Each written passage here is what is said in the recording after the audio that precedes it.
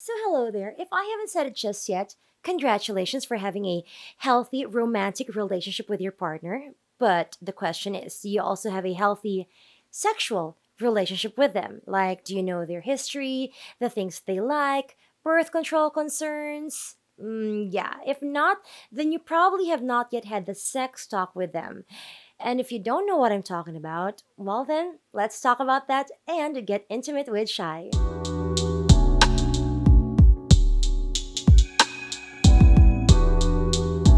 Hey fam, it's me again. My name is Shai. So before we begin, let me just remind you that I am not a doctor. I'm not a relationships expert. I'm not a psychologist, psychiatrist, or any of that sort. I basically have a zero professional background for what I'm going to be talking about here today. And all I really do have is Google for some data and my research for my personal insights. And of course, we do invite an open mind as you watch this video with mature topics.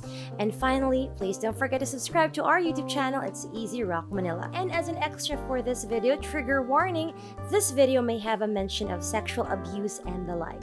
Okay, so when discussing sex with your partner, first things first, get a partner. Now that you have a partner and you intend to do some under the sheets activities, a good idea is to actually have a serious talk about it before anything else. Or maybe, after a couple of times or so, you're gonna be using your mouths for other things other than talking. What? Anyway, talking about sex with your partner isn't always that easy, not always that comfortable. But when you do, here are things I think you should discuss with them before continuing your sexual relationship. Kind of like to start fresh together. Number one, that is your sexual history and your future plans as well.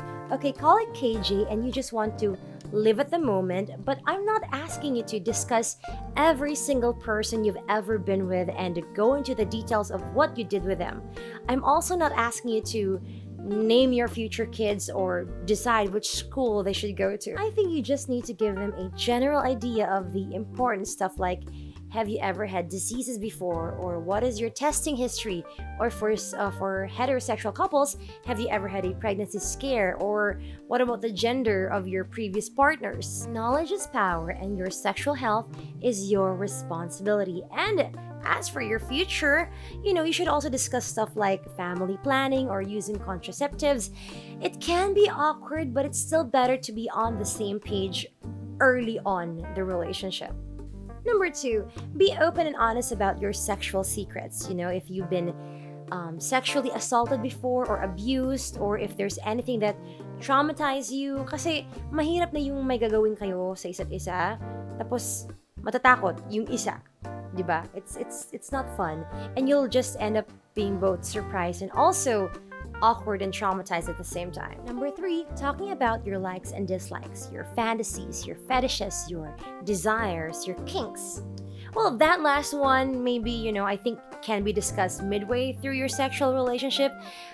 Unless you're brave enough to talk about it early on, then go right ahead. But yeah, let them know if you're into BDSM or fetishes, for example. And of course, ask your partner as well if they're also interested in other stuff. Malay nyo, this is what would level up the fun in the bedroom. Number four, exclusivity. Some couples could see each other for a long time but not be exclusive, which means they could still have multiple partners. And that's gonna be hard for your sexual health. And for number 4.5, openness. Other couples who are exclusive for a long time could also want to have an open relationship.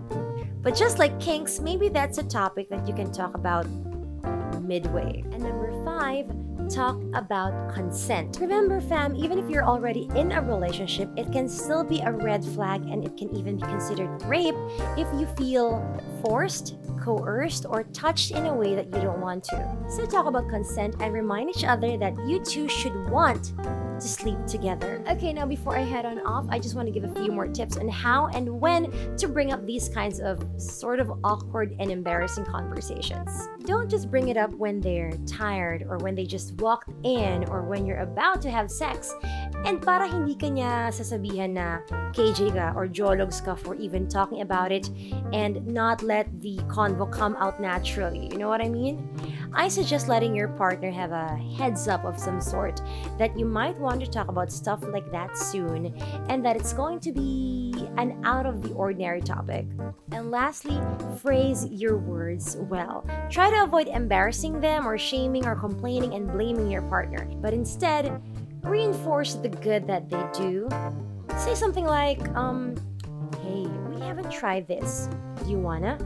Or, I like what you did. Could you do it more next time? And of course, don't forget to also ask them what they want to do.